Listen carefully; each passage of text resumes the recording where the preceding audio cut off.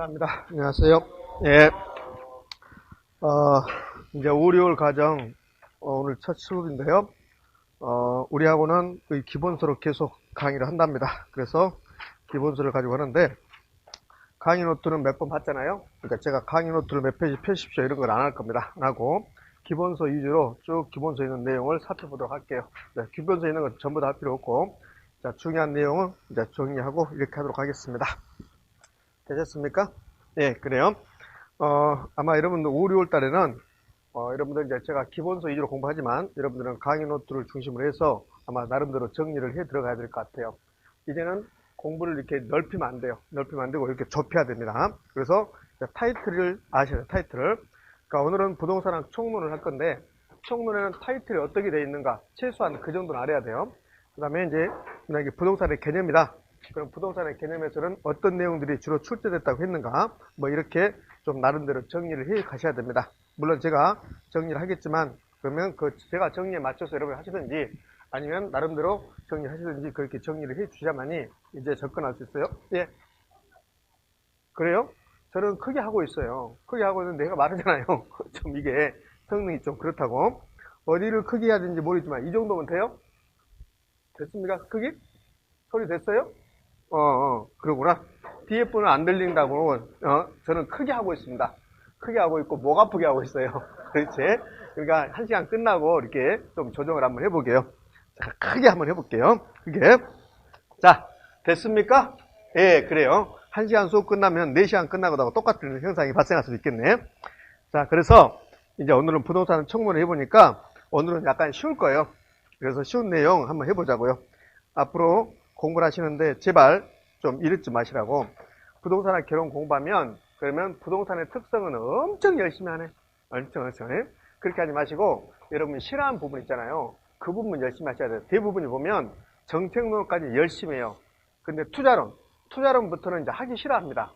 어제하고는 어떤 그 젊은 친구가 계속 투자론 나서 투자론부터 어떻게 해요? 수업을 네 맘대로 해. 네 맘대로. 내가 어떻게 하냐고. 네 얼굴을 보면서 그렇게 했는데 계속 투자론 하고 있는 거야. 나는 그 시간에 가서 공부하겠어. 그런데 계속 투자론 어떻게 합니까? 그러더라고. 열심히 해. 네 맘대로 해. 이렇게 하는데 자, 그냥 농담하는 거고 여러분들 하기 싫은 부분을 하셔야 됩니다. 그러니까 대부분 보면 앞에는 잘하셔요. 앞에는 잘하는데 뒷부분 투자론부터 이렇게 잘 안 되시는 것 같더라고. 그럼 하셔야 돼요. 한번 생각해 봐요. 여기 오기 전에 뭐 좀 복합 개념의 부동산이니 아니면 뭐 탄력성이니 이런 거 아셨습니까? 몰랐잖아요. 몰랐는데 수업 듣다 보니까 그 다음에 자기가 스스로 한번 해보니까 조금은 깨우쳐졌잖아요. 조금이 아니라 많이 깨우쳐졌잖아요. 마찬가지입니다. 투자론도 마찬가지고 그 이후의 것도 마찬가지로 하다 보면 이제 깨우쳐져요. 그런데 하기 싫어한다고요. 안 하려고 한다고. 그러면서 맨 어렵다고만 해. 한번 해봐. 정주행 회장님이 그랬다 그래. 해봤어? 그런다잖아요. 그렇게 여러분 한번 해보시라고. 된다니까요. 그 다음 몇 점입니까? 60점이에요. 60점. 60점이니까 내가 막 이게 공부에 함몰돼가지고 그리고 그렇게 공부에 함몰됐으면 90점 맞아야 되는데 그렇게 함몰된 사람들은 또 60점도 못 맞아. 그러니까 여유있게 나는 60점이다. 마음 편하게 계속 반복적으로. 제가 그런 것 같아요. 제가 어제 학원에 실제로 그 팀장이란 분이 있어요. 교육팀장이란 분이 있는데 그분은 작년에 뭐 이 시험이 수석 뭐 1등, 2등 이렇게 순서를 정하지 않지만 아마 그분이 수석일 겁니다. 자, 그분이 수석인데 그 학원에서 우리 학원에서 수석 배출했다 이렇게 광고를 하니까 인접 학원에서 실제로 그 공정위원회인가 거기에다가 제소를 했어요. 실제입니다. 거기 이제 크게 학원끼리 경쟁하잖아요. 한국 경쟁하니까 우리 학원에서 수석 배출. 근데 실제로 한국인력관리공단에서는 수석이란 말은 안 쓰거든요. 근데 이제 학원 사이트다 수석 배출했으니까 인접 학원에서 이제 지적질 하는 거지. 그렇게 말을 쓰면 되냐. 그래서 공정위에서 최종적으로 판결을 왔어요. 뭐라 하냐면, 사실상 이렇게 이렇게 수석이라는 것은 없지만, 근데 거기 이제, 이 수석이라고 쓴 학원에서, 사이트에서 쓴 학원에서 그 원장님이 시험지를 다 보내줬어요. 한번 확인해봐라. 근데 그분 뭐냐. 그분 개론 100점, 민법 100점. 실제입니다. 실제요. 제가 거짓말 안 해요. 제가 그러면 학원 알려줄 때 한번 물어보세요. 그 다음에 학원 그 복도의 게시판에 그분 시험지가 나열됐어요. 개론 100점, 민법 100점, 중개사법 100점. 짜증나는 거지. 그러잖아요. 실제로 짜증나는 거잖아요. 그러면은 한 과목은 97.5가 맞고 한 과목은 90점인가 이렇게 맞았더라고요. 2차 과목에서. 그런가 그래서 거기서 이제 아니야, 거기 한국인력관리공단 거기 공정위원회인가? 거기서는 1차는 합격이잖아요. 1차는 별명 여지가 없잖아. 두 개 다 100점인데 뭐. 두 개 다 100점인데 수석이지, 그럼 뭐요? 없지? 그러니까는 그거 올려도 상관없다. 그렇게 했어요. 그래서 실제로 올리고 그러는데, 그분도, 그 친구도, 30대 초반의 여성분인데요. 그 친구도 매번 학생들한테 하는 말이 그 말이에요. 반복. 계속 반복. 그 친구도 어제도 그러더라고. 그 친구는 이제 그 수업이 끝나고 나면 그 친구가 들어와서 한 10분 정도 이야기를 하고 하는데 학생들에게 그러더라고. 이 공부는 머리로 하는 게 아닙니다. 이 공부는 엉덩이로 하는 겁니다. 그렇게 말씀하시더라고. 그렇게 말하더라고요. 누가 한 번이라 더 보느냐, 그게 중요하다는 겁니다. 그 친구도 그렇게 수석하는 분도 그렇게 하니까 여러분도 한번 생각해 보시라고요. 그래서 그분한테 물어봤어요. 제가 실제로 개론 몇 개 알겠던가요? 모르는 거 있었습니다. 그러더라고. 모르는 거 있었는데 이것일 것 같다 이렇게 했다 하더라고. 그래서 맞췄다 하더라고요. 그러니까 여러분도 너무 막 공부에 얽매이지 말고 이게 좀 여유를 가지고 계속 쭉 반복적으로 자주 나온다는 거 도움이 되셨죠? 자, 그러면 이제 계속 제가 말만 할 수 없으니까 제가 아침마당에 출연한 거 아니잖아요. 이제 공부하셔야 되지. 자, 그렇습니다. 그래서 이제 공부해보게요. 즐거운 마음으로. 오늘은 크게 어려운 것도 없으니까 좀 즐거운 마음으로 하자고요. 다음 주부터는 약간 어려워지겠죠. 다음 주부터. 근데 오늘은 좀 즐겁게 하자고요. 오늘은 부동산학 총론입니다. 즐겁게 하려면 내 이 모양이야. 자, 오늘은 총론입니다. 그래요. 동영상만 가지고 공부하신 분들도 좀 집중력 가지고 열심히 해주시기 바랍니다. 총론인데, 총론은 저는 이렇게 잡아요. 체계를. 첫 번째, 부동산학의 체계 이렇게 해볼게요. 자, 두 번째는 부동산의 개념입니다. 세 번째가 뭘까요? 부동산의 분류죠. 여러분이 좋아하는 택지 이런 거. 자, 네 번째는요, 부동산의 특성이랍니다. 자, 이렇게 돼 있어요. 이렇게 돼 있는데, 그런데 이 세계는 반드시 시험에 출제하는 겁니다. 매년 거의 한 문제씩 출제된다고 보시면 되고, 그 다음에 여기 체계는 한 3년에 한 번꼴로 출제하는 것 같아요. 근데 책은 2, 3년 나오지 않았으니까 여러분 시험에서는 나올 확률이 좀 있습니다. 그럼 체계부터 이제 공부해 볼 건데, 우리 책은 타이틀을 바로 부동산의 개념과 분류라고 몇 페이지? 4페이지 이렇게 잡았어요. 자, 여기서부터 우리 책은 시작하는데요. 근데 저는 이렇게 나눠 놨습니다. 우리 책은 이제 4페이지 부동산의 개념과 분류, 그 부분 지금 공부할 거예요. 그러니까 우리 책은 이렇게 놨어요. 우리 책은 개념과 분류를 묶고 이 세 개를 이렇게 쭉 묶어놨습니다. 이렇게 세 개를. 그래서 저는 이렇게 나눠볼게요. 내용은 똑같으니까. 자, 체계에서는 최소한 이건 알고 와야 되잖아요. 우리가 뭘 배우고 있습니까? 부동산학을 배우니까 부동산학이 뭔가 도대체 부동산학이란 이건 알고 와야 되잖아요. 그래서 부동산학이란 개념이 우리 시험에 가끔씩 등장합니다. 그런데 한 번도 틀린 말을 만들지 않아요. 그러니까는 이걸 외울 필요 없습니다. 그럼 4페이지를 보면 4페이지를 보면 이렇게 나왔잖아요. 부동산학의 정의 가로 열고 학자들이 견해 나왔죠.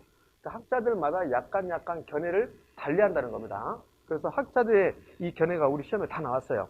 그러면 양가로 1번 김영진 교수란 분이 부동산학은 이렇게 쭉 나열했습니다. 이게 가장 많이 나와요. 이게 한 4번인가 5번 그대로 나왔습니다.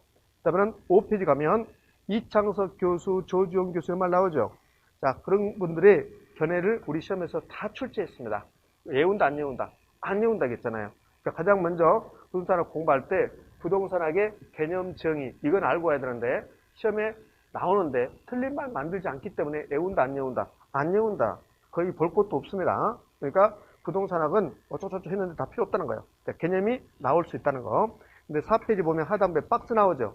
그 박스가 바로 위에 김영진 교수가 이야기한 부동산학의 정의를 설명하고 있어요. 그러면 김영진 교수는 이렇게 했거든요. 부동산학이란 부동산 활동의 능률화의 원리 및 그 응용수를 개척하는 종합 응용과학이다 이렇게 했거든. 그 지문이 나온다고요. 그 지문이 나오는데 틀린 말 만든다 안 만든다? 안 만든다고요. 안 만드는데 뭔 말 하시냐면, 그러니까 김영진 교수는 뭐라 했냐면 부동산학은 부동산 활동의 원리와 응용 기술을 개척하는 종합 응용과학이 있는데 우리가 여기서 알아야 되는 거, 부동산학은 부동산 활동을 능률하기 위해서 원리를 만들어냈다. 원리를. 그러니까 부동산 활동을 어떻게 하면 능률적으로 할 것인가, 그 이론 측면에서 원리를 만들어냈다는 거, 이거 하고, 그러면 원리를 만들어내고 이론을 만들어냈으면 이걸 그대로 방치하면 안 되잖아요. 그럼 부동산 활동할 때 써먹자. 그게 뭡니까? 응용 기술이라는 겁니다. 그러니까 부동산학은 두 가지 측면에서 만들어졌다는 거예요. 뭐하고 뭐? 원리와 응용 기술. 응용 기술은 실무라고 그래요, 실무. 그러니까 이 원리는 이론이고 응용 기술은 실무다. 자, 그러면 부동산학은 이론과 실무로 만들어졌다. 일단 이거 기억하시는 거예요. 위에 있는 거 김영진 교수가 뭐라 한 거 그것은 기억할 필요 없고 부동산학은 이론과 실무로 구성되어 있다. 자, 그러면 이론을 만들 때는 어떻게 만들어야 되냐면 과학성에 입각해서 만들어야 되고 실무는 기술이기 때문에 기술성에 입각해서 만들어져야 된다. 자, 이것만 기억하시면 돼요. 이것만. 그래서 이렇게 내요. 부동산학은 이론 측면에서 볼 때는 과학성이 요구된다. 옵니까? 있습니까? 오. 부동산학을 실무 측면에서 보면 기술성이 요구된다. 옵니까? 있습니까? 오. 그것만 기억하시면 돼요. 최근에 이렇게 냈습니다. 뭐 어떻게 냈냐면 부동산학을 이론 측면에서 본다면 기술성보다는 과학성이 요구된다. OX? 오죠.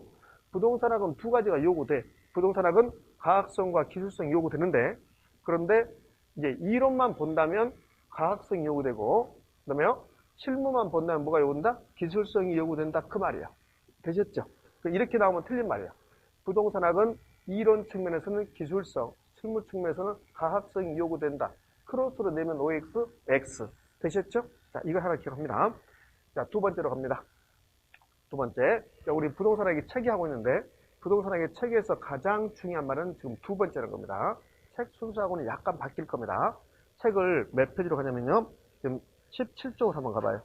17쪽으로 가면 이런 게 나와요. 부동산학의 성격 및 일반원칙, 특별원칙 나왔죠? 일반원칙이 뭐고 특별원칙이 뭐고 이거 시험에 나오면 제가 손에 장을 쳤습니다. 안 나와요. 그럼 뭐가 나오냐? 성격이 나옵니다. 여기 부동산학의 체계를 지금 공부하고 있는데 부동산학의 체계에서 가장 중요한 것은 부동산학의 학문적 성격입니다. 이게 가장 중요해요. 그럼 학문적 성격은 종합응용과학이에요. 종합응용과학. 근데 그 종합응용과학도 필요 없습니다. 자, 그럼 부동산학의 성격을 몇 가지를 제시하면 부동산학은 경험과학입니다. 왜 경험과학이냐면 부동산학은 그동안 우리 인간이 부동산을 대상으로 여러 가지 행위를 해봤어요. 그 행위를 했더니 이렇게 하면 그러면 효율적으로 된다. 그걸 집대성한 겁니다. 그래서 우리 인간의 경험을 바탕으로 했다 해서 경험과학이고 그 다음에 규범과학이라고 그래요. 규범과학이란 말은 부동산학은 부동산 활동을 할 때 지켜달라. 그래서 규범적 성격을 갖는다 해서 규범과학이라고 하고 경험과학의 뜻, 규범과학의 뜻을 제가 설명하고 있는데 그 뜻은 시험에 나오지 않습니다. 자, 그래서 경험과학, 규범과학만 아시면 돼요. 자, 부동산학은 사회현상에 관한 과학입니다. 그래서 사회과학입니다. 우리 부동산학은 부동산 자체를 연구하는 게 아니야. 그럼 부동산학은 뭘 연구하냐면 우리 인간이 부동산을 대상으로 하는 행위를 연구해요. 그럼 구리의 인구가 증가했습니다. 구리의 인구가 증가하는 것은 자연현상입니까? 사회적 현상입니까? 사회적 현상이잖아요. 그럼 부동산학은 뭘 연구하냐면 구리의 인구가 증가했다. 그래서 구리의 토지 수요가 증가한다. 그랬더니 구리의 투기적 현상이 발생하고 있다. 이런 현상들을 연구한 거라고. 그럼 부동산학은 사회과학이라는 겁니다. 부동산학은 순수하게 하나의 학문이 아니에요. 여러 학문이 짬뽕되어 있습니다. 그런 것을 응용과학이라고 그래요. 응용과학. 그러면 이 사회과학의 반대가 나오는데 사회과학의 반대가 자연과학입니다. 그다음에 응용과학의 반대가 순수과학이에요. 그럼 이렇게 내요. 부동산학은 사회과학입니까? 자연과학입니까? 됩니다. 그럼 무슨 과학입니까? 사회과학입니다. 부동산학은 응용과학입니까? 순수과학입니까? 안 됩니다. 그럼 무슨 과학입니까? 응용과학입니다. 순수과학이 아니라는 거. 그 다음에 부동산학은 여러 학문이 결합되어 해서 종합과학입니다. 이렇게. 자, 이걸 5가지가 제시되는데 이걸 통틀어서 이렇게 해요. 부동산학은 종합응용사회과학이다. 이렇게 표현해요. 종합응용사회과학이다. 또는 종합사회과학이다. 이렇게 합니다. 자, 이거는 중요성이 없어요. 이 5가지가 중요성이 있는 게 아니라 뭐가 중요하냐면 이런 말이 중요해요. 부동산학의 성격에 해당되지 않는 것. 그걸 기억하셔야 돼요. 부동산학은 매우 구체적인 학문입니다. 인구가 증가하면 수요가 증가한다. 가격 올라간다. 이렇게 부동산 시장에서 나타나는 구체적인 현실을 바탕으로 하는 거지 추상적인 학문이 아닙니다. 그러니까 추상적 학문이라고 나오면 틀린 말입니다. 추상적인 학문은 아니라는 거. 그 다음에 순수과학이 아니라고 했잖아요. 순수과학이 아니고 무슨 과학입니까? 응용과학이라고 했잖아요. 그러니까 순수과학이 아니다. 그 다음에 자연과학이 아닙니다. 그럼 무슨 과학입니까?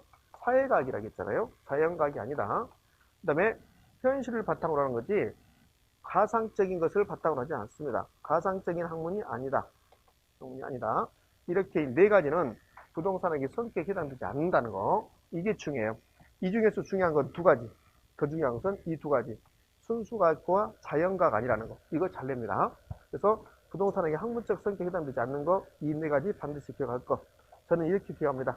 추순자는 부동산학이 아니다. 이렇게. 됐습니까? 자, 부동산학은 추순자가 아니다. 이렇게 기억합니다.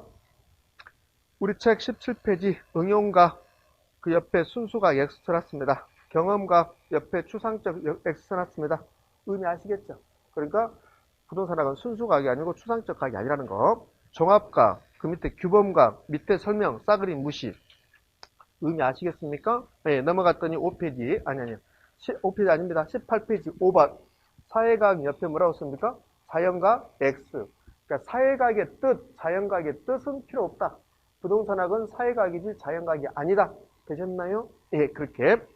자, 그 밑에 부동산학의 일반 원칙 그러는데요. 능률성, 안정성, 경제성, 공정성, 부동산학의 또는 부동산 활동의 일반 원칙 이렇게 시험에 나오지 않습니다. 나오지 않고 최근에 시험에 나왔던 게 이런 게 나왔어요.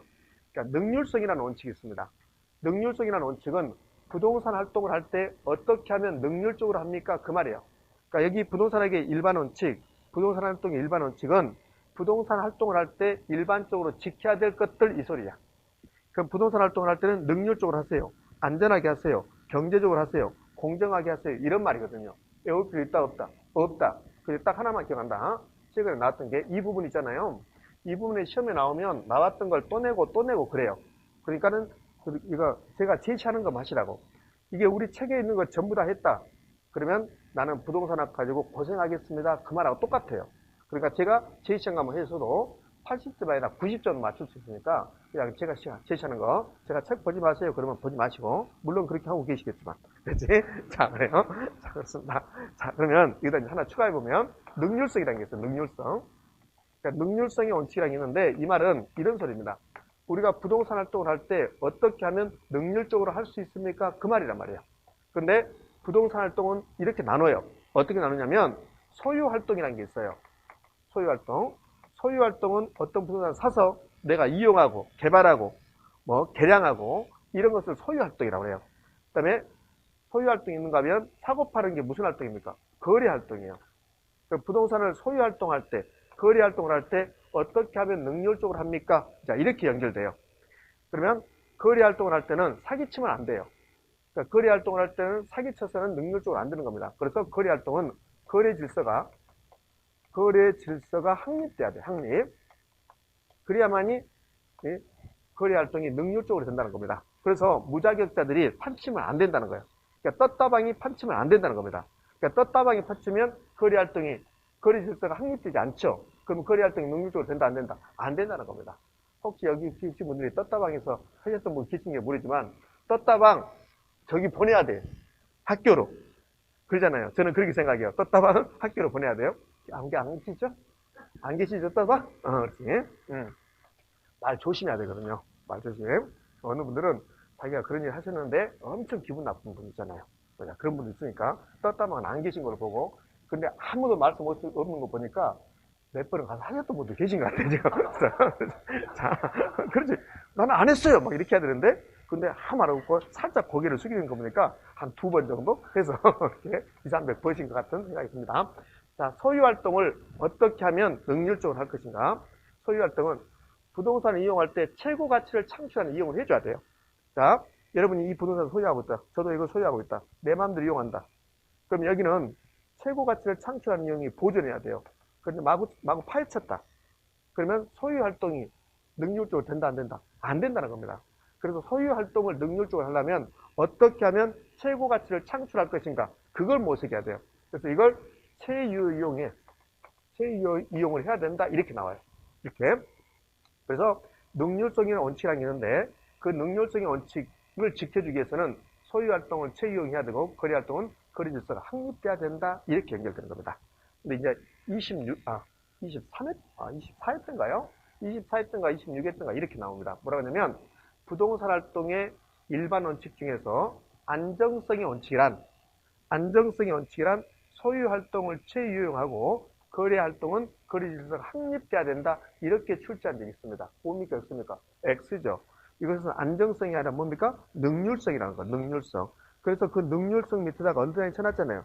그 이유는 그렇게 출제한 적이 있다는 겁니다. 의미 전달됐습니까? 예, 됐어요. 자, 우리 지금 부동산 체계에서 부동산학의 정의, 그 다음에 성격까지 끝내고, 그 다음에 부동산학의 일반 원칙 일부를 살펴봤습니다. 자, 다시요. 다시 4페이지로 갑니다.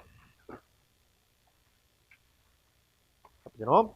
자, 4페이지로 갔더니 하단부에, 4페이지 하단부에 박스 하나 나오죠? 그 박스 하나를 보고 갈 겁니다. 자, 타이틀은 그냥 제가 3번이라고 적을게요. 3번.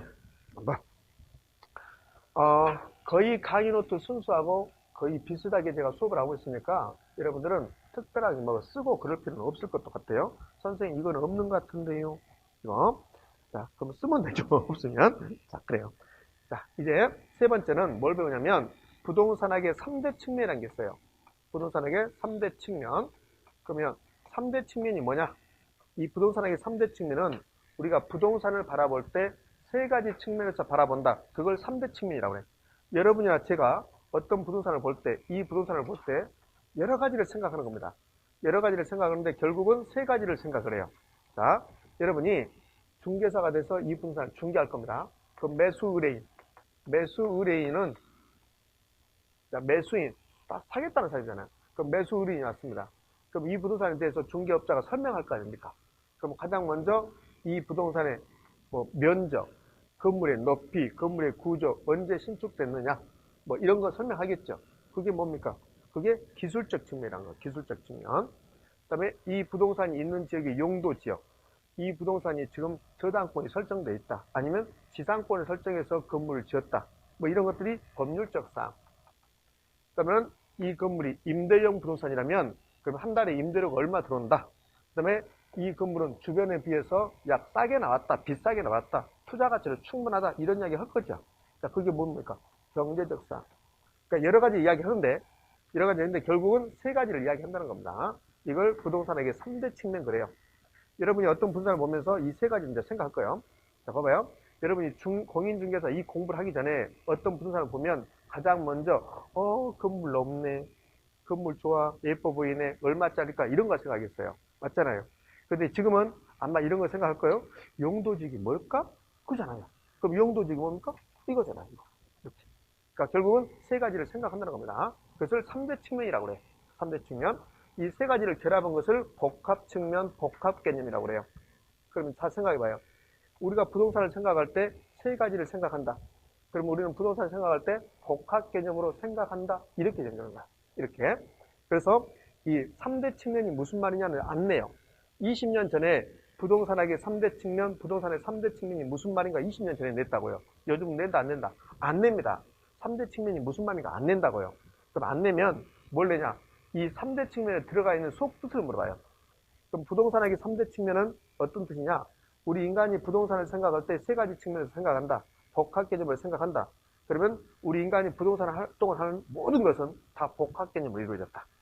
자, 그러면 공인중개사가 이 부동산 중개할 때 복합 개념으로 설명해야 된다. 맞잖아요. 감정평가사가 이 부동산 평가할 때 복합 개념을 생각할까 안 할까? 하겠죠. 맞잖아요. 그러니까 투자 활동도 복합 개념을 해야 돼요. 투자 활동을 할 때 법적으로는 어떤 하자가 없는가? 경제적으로 투자 가치가 있을까? 기술적으로는, 물리적으로는 어떤 투자의 하자성이 없는가? 이런 걸 생각하는 겁니다. 자, 그러면 물어볼게요. 부동산 관리라는 게 있거든요. 다음 주 제가 여러분하고 부동산 관리 파트를 공부할 건데 부동산 관리는 법률적, 경제적, 기술적 복합 개념으로 이루어져야 된다. OX. 오란 말이에요. 그러니까 무조건 부동산 관련된 것은 전부 다 복합 개념으로 밀어붙여버리면 돼요. 자, 그러면 부동산 활동도 복합 개념으로 이루어집니다. 여러분이 이 부동산 사고 팔 때 세 가지를 생각한다, 안 한다? 한다. 복합 개념이죠. 그러니까 부동산 활동도 복합 개념. 자, 이렇게 야산이 있습니다. 야산이 있는데 제가 이걸 샀어요. 사서 개발할까 말까 고민하고 있습니다. 그게 개발의 타당성 분석이거든요. 그럼 개발의 타당성 분석도 몇 가지 측면에서? 세 가지 측면에서 법적으로 타당성이 있을까? 경제적으로 타당성이 있을까? 기술적으로 타당성이 있을까? 그러면 개발의 타당성 분석은 복합 개념으로 이루어진다. OX, O. 맞잖아요.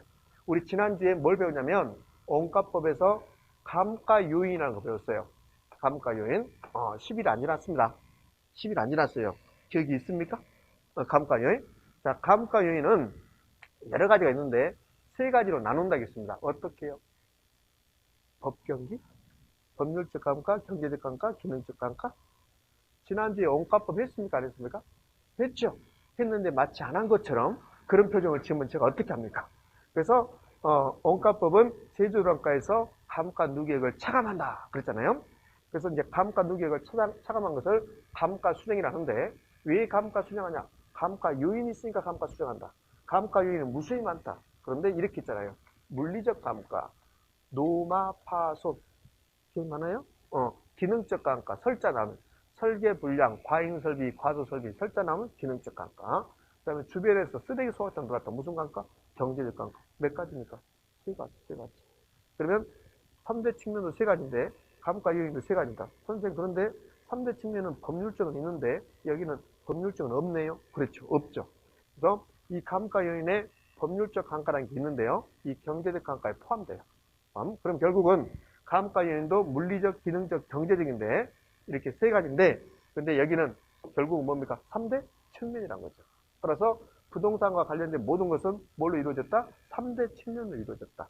그래서 이제 우리 시험은 이렇게 출제했어. 실제로 부동산 개발의 타당성 분석은 법률적 타당성, 경제적 타당성, 기술적 타당성 분석이 있다. OX, O. 부동산 관리는 복합 개념으로 이루어진다. OX, O. 다 복합 개념입니다. 되셨나요? 네, 됐습니다. 하나 더 추가할까요? 그다음에 여기 두 개는 형태가 없으니까 무형이라고 해요. 무형. 얘는 뭐라고 합니까? 유형이라고 해요. 유형. 그럼 이렇게 볼까요? 내가 여러분이 부동산학에 대해서 정확하게 인식하기 위해서는 그러면 몇 가지를 알아야 된다? 세 가지를 알아야 된다. 세 가지. 그러니까 법률적 지식, 경제적 지식, 기술적 지식이 있어야 된다. 그 말이야. 예, 부동산학은 3대 측면으로 이루어졌으니까. 그래서 이렇게 했어요. 시험은 어떻게 출제했냐면 이런 식으로 출제했습니다. 자, 이렇게요. 여기 기술적 측면의 부동산을 정확하게 인식하기 위해서는 유형적 측면의 지식을 알아야 된다. 올까 있을까? 오죠. 오. 또 이렇게 부동산의 유형적 측면, 부동산의 유형적 측면이라는 것은 이 부동산이 이 건물의 높이, 건물의 구조, 건물의 옆면적 이런 것들이 부동산의 유형적 측면입니다. 그럼 부동산의 유형적 측면을 정확하게 알기 위해서는 법률적 사항을 잘 알아야 됩니까? 기술적 사항. 기술적 사항을 잘 알아야 된다. 이게 우리 시험 문제였어요. 의미하셨죠? 그러니까 요즘은 이렇게 안 내요. 예전에 이렇게 냈어요. 법률적, 경제적은 무형적이고 기술적은 유형이다. 이렇게 했습니다. 근데 요즘은 좀 바꿔서 이 유형적 측면을 정확하게 인식하려면 토지의 면적에 대해서, 건물의 높이에 대해서, 건물의 구조에 대해서 정확하게 우리가 인식하려면 기술적인 측면의 지식을 알아야 된다는 소리예요. 의미하셨죠? 그러면 부동산의 무형적 측면을 정확하게 인식하기 위해서는 법률적 사항과 경제적 지식이 필요하다. 이 말이에요, 이게.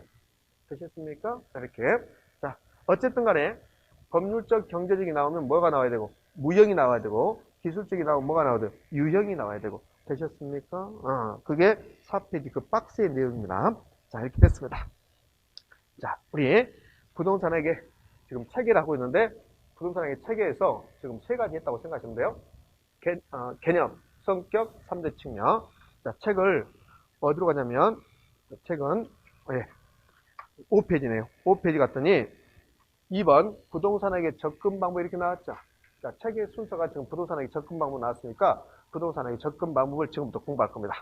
부동산에게 접근 방법은 부동산에게 공부 방법이요. 공부 방법. 강의 노트는 없습니다.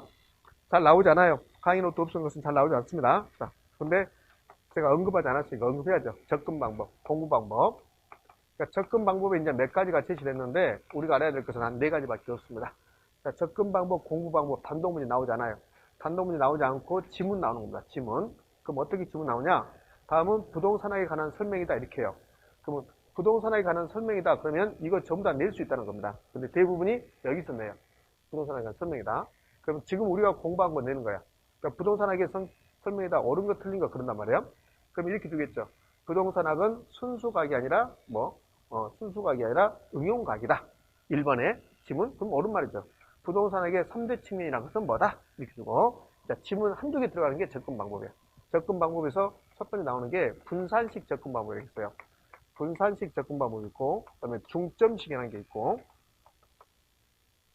그 다음에 종합식이라는 게 있고, 그 다음에 의사결정론적 접근 방법이라는 게 있어요. 이런 것들이 있습니다. 자, 그러면 이제 이거 포인트만 잡아가면 되는데요. 분산식 접근 방법, 중점식 접근 방법 이렇게 있는데 나오면 이 두 가지가 나와요. 이 두 가지가 나오는 겁니다. 이 별표는 아주 중요한 게 아니라 여기 접근 방법에서 중요하다 이 소리예요. 접근 방법에서. 접근 방법 자체가 잘 나오지 않으니까 이 자체는 중요하지 않지만 근데 접근 방법에서 그나마 중요한 것이 종합식하고 의사결정론적 접근 방법이다. 자, 이렇게 하시면 되고. 그럼 분산식 접근 방법은 뭐냐? 분산식 접근 방법은 5페이지 하단부에 있어요. 그 분산식 접근 방법에 두 번째 줄에 개별적 나오죠. 그 개별적에다가만 동그라미 해주시면 돼요. 그러니까 분산식 접근 방법은 개별적, 부분적 이런 말 나오거든요. 개별적, 부분적. 개별적, 부분적으로 부동산에게 접근했다. 그게 이제 분산식이에요. 분산식. 개별적, 부분적으로. 자, 그럼 이게 무슨 뜻이냐면 이런 겁니다. 여기 부동산학이 있어요. 부동산학. 그 부동산학이 가운데 있으면 그 옆에 있는 학문들을 다 주변과학이라고 그래요. 주변과학. 그럼 여기 경제학이 있습니다. 여기는 회계학이 있고 여기는 법학이 있고 여기도 다른 거 있겠죠. 제가 경제학을 열심히 공부해요. 경제학을 열심히 공부하고 있는데 경제학 공부하는 내용 중에 부동산학 지식이 필요해요. 그때 그 부분만 공부한다는 게 분산식 접근 방법입니다. 자, 접근 방법은 공부 방법, 연구 방법이야. 연구 방법인데 우리가 공부하는 방법이고 지금 우리가 부동산학을 공부하는데 다른 말로 부동산학을 연구하는 겁니다. 그러니까 접근 방법은 공부 방법, 연구 방법인데요. 분산식 접근 방법이라는 것은 부분적으로 필요한 것만 부분적, 개별적으로 공부하겠다. 그게 분산식 접근 방법. 그 다음에 종합식 접근 방법은요. 종합식 접근 방법은 우리 부동산 그러면 세 가지가 기억나야 되잖아요. 어떻게 해요? 법률적, 경제적, 기술적 이 세 가지를 결합해서 복합 개념으로 공부하겠다. 그게 종합식 접근 방법. 시험은 잘 안 나오지만 종합식 접근 방법이 3번 출제했으니까 지문 나왔으니까 가장 많이 나온 겁니다. 그럼 종합식 접근 방법은 법률적, 경제적, 기술적 측면에서 부동산학을 접근했다. 그게 종합식 접근 방법, 복합 개념이 나오면 돼요. 자, 책 1번 봐봐요. 부동산의 접근 방법이 1번 종합식 접근 방법 가로 열고 복합 개념 나왔잖아요. 그 복합 개념이 가장 중요한 말이에요. 그러니까 복합 개념이 나오면 무슨 식? 종합식 그러면 돼. 종합식. 그 다음에 거기 세 번째 줄 가운데 종합식 접근 방법은 우리나라의 주된 부동산학 연구 방법이며 부동산과 인간관계를 중심으로 하여 부동산 이론을 단기간에 동그라미. 그러니까 우리나라는 부동산학을 접근할 때 종합식으로 접근했어요. 종합식으로. 이 종합식으로 접근하다 보니까 이 세 가지를 법률적, 경제적, 기술적을 복합적으로 접근하다 보니까 단기간에 부동산학이 정착시켰다. 그런 평가를 받고 있는 거야. 다시 갑니다. 종합식 접근 방법이 왜 잘 나오냐? 우리나라의 주된 접근 방법이 종합식이었다고요. 종합식. 그러면 종합식이란 말은 법률적, 경제적, 기술적 세 가지 측면에서 복합 개념으로 부동산학에 접근하는 것이다. 우리나라는 그렇게 접근했다. 이렇게 하다 보니까 다른 방법보다 단기간에 부동산학을 정착시켰다는 평가를 받고 있는 것이다. 그러면 종합식이 나오면 복합 개념 나오면 된다. 되셨죠? 이렇게. 자, 그럼 중점식으로 갑니다. 중점식은요, 부동산학을 공부하면 법률적 사항, 경제적 사항, 기술적 사항, 이걸 공부하는데, 자, 이게 중점식하고 종합식은 약간 유사하면서 틀린 게 있어요. 종합식도 법경기가 나오고, 중점식도 법경기가 나와요. 근데 이 종합식은 세 가지를 전부 다 짬뽕해서 접근하는 거고, 중점식은 법률적, 경제적, 기술적 이 중에서 특정 측면에서만 공부하는 거. 특정 측면만 공부하는 거. 그러니까 특정 측면이 나오면 뭐가 돼요? 중점식이에요.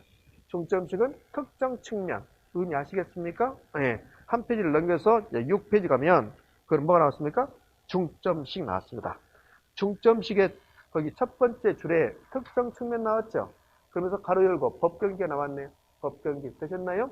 자, 그러면 중점식은 뭔만? 특정 측면만. 뭐라고요? 특정 측면만. 그래요. 자, 그럼 이제 이거 볼까요? 이 중점식하고 종합식의 차이점. 두 개 다 법경기가 나와요. 중점식도 법경기, 종합식도 법경기 나오죠. 근데 종합식은 법경기 나오면서 복합개념. 그 다음에 중점식은 법경기 나오면서 특정 측면. 이러면 안 돼. 법경기 나왔네. 종합식이네. 그러면 안 된다는 거예요. 의미하셨죠? 자, 이렇게요. 중점식은 법경기 주고 특정 측면에서만 접근했다. 이렇게 나와야 돼. 근데 이렇게 할 수 있잖아. 법경기 특정 측면에서만 부동산에게 접근함으로써 우리나라의 단기간에 부동산학을 정착시킨 것은 종합식이다. 이렇게 나온다고요. 뭡니까? 있습니까? X. 의미하셨습니까? 네, 이렇게. 자, 그 다음에 5번으로 가면 의사결정론적 접근 방법이 나왔습니다. 의사결정론적 접근 방법은 그 옆에 가로에 이윤, 자기이윤 극대화죠. 그게 별표입니다. 별표. 자, 그래서 의사결정론적 접근 방법 이런 겁니다. 이 부동산 내가 살까 말까 의사를 결정해야 돼. 투자 의사 결정해야 돼요. 그럼 투자 의사 결정할 때 어느 경우에 투자 의사를 결정하냐면 내 이윤이 극대화된다면 투자하겠다. 이렇게 의사를 결정하거든요. 그러니까 의사 결정론적 접근 방법은 합리적 인간이라면 합리적 인간을 전제로 했을 때 이 합리적 인간은 의사 결정을 할 때 어떻게 결정하냐? 이윤 극대화를 추구한다는 거야. 이윤 극대화. 이윤 극대화를 추구하는 관점에서 부동산에게 접근해 보겠다. 어떻게 하면 이 부동산으로부터 내가 이윤을 극대화시킬 수 있을 것인가? 그러한 측면에서 부동산을 연구하겠다. 그걸 의사결정론적 접근 방법이라고 해요. 선생님 나는 그 말 갖고 이해 안 된다. 그러면 이윤 극대화. 이윤 극대화가 나오면 뭡니까? 의사결정론적 접근 방법이다. 의미 되셨습니까? 나머지 것들은 별 의미가 없습니다. 자, 그러면 6페이지에 의사결정론적 접근 방법만 옆에 뭐라고 써놨어요? 가로 열고. 맞죠? 그렇잖아요. 6페이지 가면 3번 중점식, 밑에 형태과학식, 그 다음에 6번 현상학적, 7번 법제도적, 그 옆에 가로 안 써놨잖아요. 근데 뭔만요? 5번 의사결정론적 접근만 가로 해놨잖아요. 다시 앞으로 가봐요. 앞으로 가면 5페이지에 1번 종합식 접근 방법과 2번 분산식 접근 방법 있죠? 근데 분산식은 옆에 가로 있어요? 없어요? 없어요. 가로 있는 게 중요하다는 소리야. 가로 있는 게. 여기 봐요. 가로 있는 게 두 개 중요하죠. 제가 종합식하고 의사결정이 중요하다고 했잖아요. 그 가로 있는 게 중요하다는 소리예요. 의미 됐지요? 예, 됐습니다. 자, 이제 7페이지로 갑니다. 그럼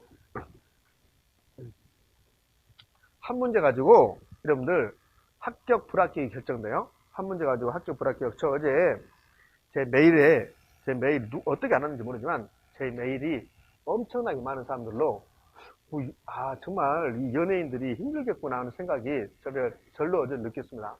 제 메일에 뭐 작업을 하기 위해서 오후에 전신 먹고 나서 메일을 열어봤는데 메일이 엄청 온 거야. 알도 못한 사람들이. 그래서 이게 뭐지? 열어보니까 다 똑같은 메일이야. 교수님 도와주세요. 이런 식으로. 그게 뭐냐면 이게 여러분들 시험 보고 나면요. 이게 이제 시험 보는 날 5시 전에 대부분 하지만 산업인력관리공단에서 가답을 줘요. 가답.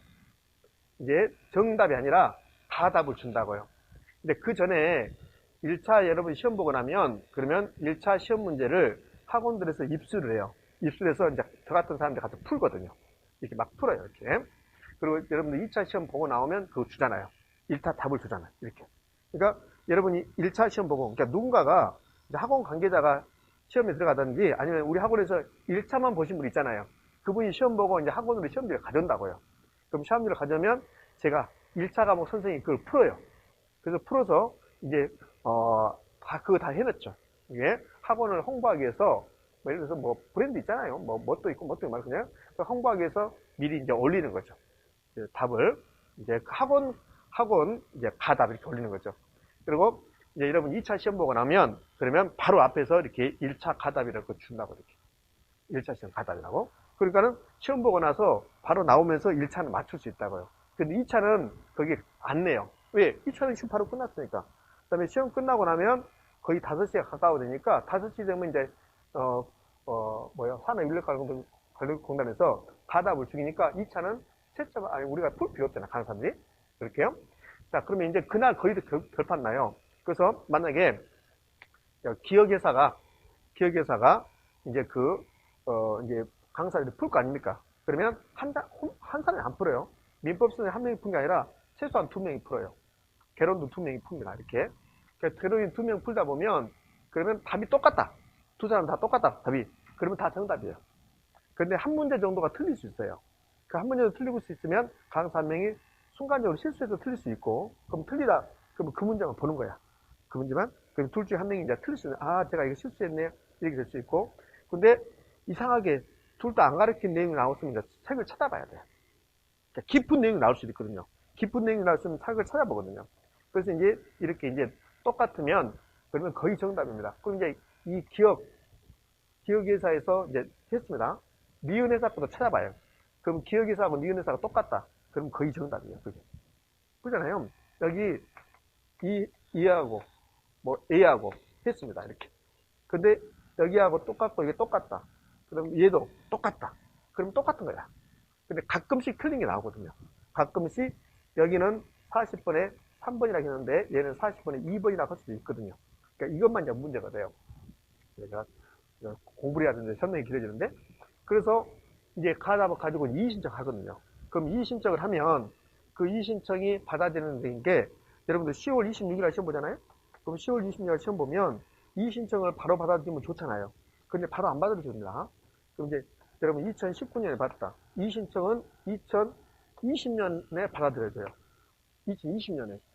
그럼 2020년 5월 달에 이의신청이 결정 나고 막 그러거든요. 그러니까 실제로 공부하시다가 합격 통지 받고 가방 싸신 분도 있어요. 실제로 그래요. 실제로 그렇습니다. 실제로 이렇게 공부를 막 짜증나죠. 막. 2차를 합격했는데 1차 한 문제가 떨어진 분 있다니까, 실제로. 2차를 합격해서 1차를 한 문제 떨어진 분 있어요. 그래서 수업을 듣는데 수업이 들을만 나겠습니까? 기분 안 좋아가지고 앉아있어, 그냥. 앉아있어. 그러다가 갑자기 쉬는 시간 합격했다고. 왔다고, 연락. 이의신청 받아들인 거야. 이의신청. 실제로 올해도 그런 분이 있어요. 그러면서 음료수 많이 사다 주고 가요. 음료수 많이 사다 주고 합격했으니까. 그럼 이제 이게 이의신청이라고요. 근데 이의신청에 대해서 불복하잖아요? 그럼 행정소송하죠. 소송은 그 다음 년도 가는 거예요. 그 다음 년도 이렇게. 2021년 가는 거예요. 그래서 2018년 여기 이때 시험 본 사람들이 지금 소송하고 있어요. 이때 시험 본 사람 소송 지금 하고 있다고. 2017년 2017년 하신 분들이, 이게 2017년 28회잖아요. 28회 하신 분들이 지금 소송하고 있어요. 5월 10일 날 뭐 하냐면, 이게 판사가 판결한대요. 근데 두 문제. 개론은 두 문제라고요. 제가 봤을 때는 가능성은 희박이라고요. 근데 저한테 그분들이 어디서 자르는지 학원에 전화 오고, 어제 학원에 막 학원 전화 많이 왔습니다. 그래서 저를 바꿔주란 말을 안 하고 그분들이 꼭 거기 선생님 메일 좀 보게 해주시라고. 그래서 이미 메일 받았는데 도와주세요 교수님 이렇게 하더라고. 그래서 왜 이렇게 나한테 왔지? 그러니까는 법원에서 아니라 그분들이, 그 소송하신 분들이 나를 지목한 거야. 아니, 소송한 사람들이 강사들 많이 있잖아요. 부동산 개론 강사 많은데 나를 지목한 거야. 나를 지목해서 판사한테 저 사람한테 물어보자 이렇게 된 거야. 실제예요. 실제입니다. 그래서 왜 나를 지목했는가? 지금 알 수가 없지만 나를 지목해서 그분들이 이제 모여서 말을 했겠죠. 그래서 모여서 저분한테 한번 물어보자. 그래서 판사가 저한테 물어본대요. 5월 10일 날. 그래서 매일 그래서 어쩌면 판사가 전화 와서 저한테 그분들이 아마 저한테 소송에 좀 참가해줘야 할 것 같아요. 그날이 다음 주 우리 구리 수업이야, 구리 수업. 맞잖아요. 10일 날이니까. 그렇지? 그러더라고. 그래서 만약에 판사 오라고 하면 안 가려고. 나는 못 가요. 나는 구리에서 수업이 되니까 못 가요, 이렇게. 지금 제가 무슨 이야기를 하냐면, 여러분도 그거 하시라고. 여러분도 뭐냐면, 여러분도 한 문제 갖고 떨어질 수 있으니까, 그거 안 해야 돼요. 얼마나 마음 아프겠습니까? 마음 졸이고. 그죠? 이제 더 이상 공부도 하기 싫어져. 만약에 소속이 졌다. 그럼 공부를 더 하고 싶겠습니까? 안 하고 싶지. 아주 꼴도 보기 싫지. 그래서 지나가다 중개업자 보면 아주 보기 싫어 죽겠어. 막 이렇게 하겠지. 그러니까 여러분도 그런 일이 없으려면 하나라도 맞춰야 되니까 눈 감지 말고 눈 뜨고 공부하시면서요. 이상하게 연락하는데 왜 나한테 그럴까? 나 진짜 미치겠어. 저 말씀. 근데 이게요. 저한테 물어보면 안 돼요. 사실은. 누구한테 물어봐야 되냐면 부동산학에 대해서 박사받은 권위자들을 물어봐야 되잖아요. 근데 왜 그분들한테 못 물어보냐? 그분들 대답 안 해줍니다. 왜요? 그 업계에서 다 선후배잖아요. 그러면 내가 냈습니다. 내가 28회 때 시험 문제 냈어요. 그러면 거기 부동산학과 교수들, 박사들 누가 낸 거 다 알아요. 28회 때 누가 냈어? 이렇게 난다고. 그러면 분명히 자기 봤을 때, 야, 이거는 약간 문제점이 있을 것 같다. 근데 그게 약간 문제점이 있다고 해서 그것이 명백하게 옳다, 틀다, 사회과학에서 이게 1 플러스 1은 3이다 했으면 틀린 거지. 맞잖아요. 이걸 명백하게 틀린 건데 사회과학에서는 이렇게 명백하게 절대적이라는 게 없단 말이에요. 그러니까 코에 걸면 코걸이, 귀에 걸면 그걸이 될 수 있어요. 그러니까는 다른 박사들한테 물어봐. 판사한테 물어봐요. 그럼 박사들 물어봐. 말 안 한다니까요. 안 해줘. 금방 알아요. 누가 했던 거 다 안다고, 금방. 그러니까 안 한다고. 안 하는데 왜 나냐고. 내가 뭐 하냐고 했잖아. 그래서 다음 주 수요일 날 학원으로 찾아온대요. 수업, 오전 수업 끝나고 교수님 뵈러 아마 몇 명이 올 것 같대. 그냥 도망가든 해야 되겠지. 그럼 어떻게, 사정에서 10일날 꼭 재판에 참석해줘야지. 그럼 어떻게 따돌리냐고, 내가. 어떻게. 아, 나 배 아파버려요, 그냥. 배 아파버려요. 안타깝지만, 제가 봐도 그건 아닌 것 같거든요. 아니, 국가에서 이의신청까지 해가지고, 이렇게 소송 가면 10번 가잖아요. 그러면 한 번 이길까 말까 해요. 한 번 이길까 말까. 거의 안 되거든요. 근데 제가 본다고 해서 제가 신이 내린 전지전능한 것도 아니고 좀 걱정이 앞섭니다. 자, 어쩌면 그렇게 공부하고 상관없는 것은 길을 쫑기다고. 자, 됐어요. 자, 이제 네 번째 접근 방법을 했고, 자, 다섯 번째는 부동산학의 연구 대상입니다. 연구 대상. 자, 부동산학의 연구 대상인데, 부동산학의 연구 대상은 두 가지입니다. 부동산 활동하고 부동산 현상입니다. 활동하고 현상. 현상은 시험에 나오지 않습니다. 활동만 시험에 가끔씩 등장합니다. 그러면 7페이지 부동산학의 연구 대상, 부동산 현상 옆에 정적 대상 나오죠. 싸그리 무시. 그러니까 7페이지 싸그리 무시합니다. 가장 최근에 나왔던 게 7페이지 거의 족보. 7페이지 족보 봐요. 7페이지 족보 봤더니 부동산학의 연구 대상은 부동산 활동 및 부동산 현상을 포함한다 나왔죠. 그게 최근에 시험에 출제했던 겁니다. 그렇게 출제해요. 그럼 거기 7페이지에 부동산 현상, 정적, 법률적, 경제적, 기술적, 싸그리 무시 보지 않습니다. 자, 넘어갔더니 부동산 활동 나왔네. 그럼 8페이지 부동산 활동은 시험에 나와요. 부동산 활동은. 자, 그러면 이제 부동산학의 연구 대상은 부동산 활동과 현상인데 지금부터 부동산 활동을 봅니다. 활동. 그럼 부동산 활동은 뭔데? 개념부터 해야 되지. 우리 인간이 부동산을 대상으로 하는 행위. 인간이 부동산을 대상으로 하는 행위. 이것을 부동산 활동이라고 해요. 여러분, 중개사가 돼서 중개 활동을 하겠죠? 중개 행위 하겠죠? 그 중개 행위가 부동산 활동입니다. 감정평가사는 감정평가 행위 하겠죠? 부동산 활동입니다. 개발업자는 개발 행위 하겠죠? 부동산 활동입니다. 근데 부동산을 대상으로 하는 모든 게 부동산 활동인데 이제 이름 붙여야 돼. 중개하면 중개 활동. 평가하면 평가활동, 관리하면 관리활동, 이렇게. 이게 개념이에요. 개념이 나오겠습니까? 안 나와요. 안 나오고 여기서 하나만 알고 와야 돼요. 그럼 부동산 활동은 인간이 부동산을 대상으로 한다. 그러면 부동산 활동의 주체는 인간이라는 거예요. 인간. 객체는 부동산이고. 그럼 이게 인간이 부동산을 대상으로 한다. 부동산은 물건인가요? 부동산은 물건입니까? 아닙니까? 큰일 났네. 큰일 났어. 부동산이 물건이지 뭐요. 물건이지. 부동산과 동산을 물건이라고 그래요. 물건.